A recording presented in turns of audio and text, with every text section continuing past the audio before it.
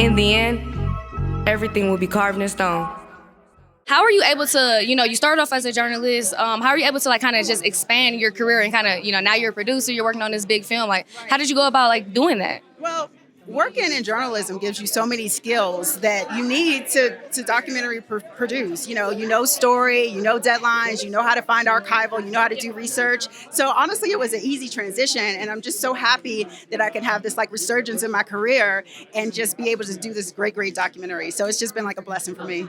So I'm not really in the film world, and I know like producer, the title can be used in a lot of different ways. So like, what role did you play in the film? I did pretty much everything. Like, I kept the team going. We picked our team in terms of story. I like kind of laid out and scripted some of the idea, like what the editor. I worked hand in hand with the editor and the director, and we put it all together. So from the beginning to the end, I did whatever was asked of me, and just everything to just keep the wheels turning on the project. Yeah, I love it. Well, the last question I have for you is, what is one thing that surprised you that you learned about Luther throughout working on the film? Right.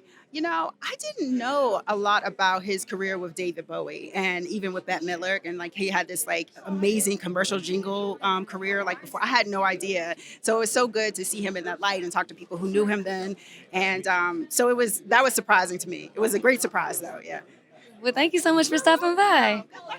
Thank you so much. In the end, everything will be carved in stone.